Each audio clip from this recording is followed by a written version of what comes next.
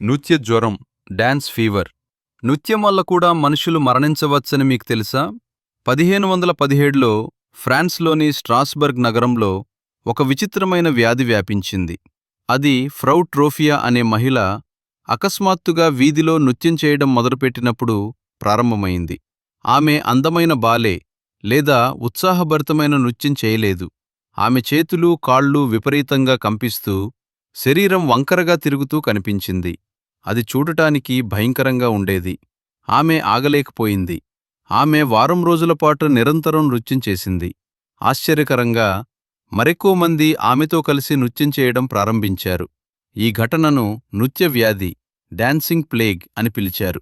హృదయాఘాతాలు లేదా తీవ్రమైన అలసట కారణంగా దాదాపు 400 మంది మరణించారు.